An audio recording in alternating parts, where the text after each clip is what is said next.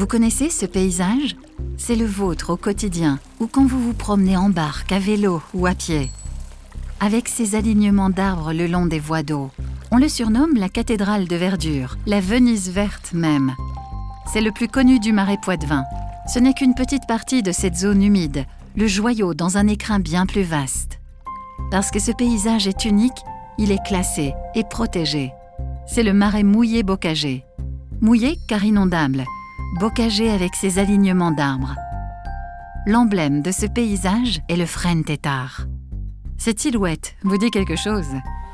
Cette tête s'est formée par les coupes successives des branches. C'est la taille en tétard pour la récolte du bois de chauffage.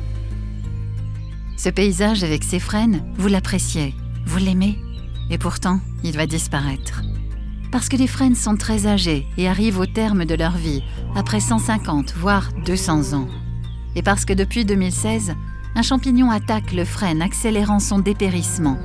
Il provoque une maladie, la calarose, qui touche en particulier les jeunes pousses de frêne, mais n'épargne pas les vieux centenaires fragilisés. Lentement mais sûrement, la maladie se propage, et il n'y a pas de remède pour sauver les frênes. Le Marais sent ses 400 000 frênes têtards, vous l'imaginez? Heureusement, le parc l'a anticipé dès 2015, avec une centaine d'acteurs du territoire, pour que cette transition du paysage se fasse ensemble et en douceur. Comment? En replantant évidemment, mais pas du frêne. D'autres essences diversifiées et adaptées au marais pour mieux résister à de futures maladies. Un paysage renouvelé, mais toujours avec des arbres taillés en tétard. Vous le visualisez? Depuis 2016, en 3 ans, avec plus d'une cinquantaine de propriétaires, le parc a replanté 35 km d'alignement, là, juste à côté des frênes.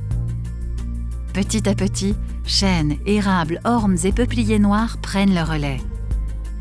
Les frênes restent protégés. Même dépérissants, ils fournissent du bois de chauffage et aussi le gîte ou le couvert à bien des animaux, comme la rosalie des Alpes, la chouette hulotte et la genette. Nos arbres têtards de demain, c'est le paysage du 22e siècle qui se recompose lentement. C'est un vaste chantier à conduire, avec vous tous. Vous êtes les artisans du paysage de demain. Dans la continuité de nos ancêtres qui, il y a près de 200 ans, ont façonné le Marais mouillé. C'est à notre tour d'être les passeurs de paysages aux nouvelles générations. Vous voulez agir? Participez aux ateliers, plantez ou faites un don. Et contactez-nous.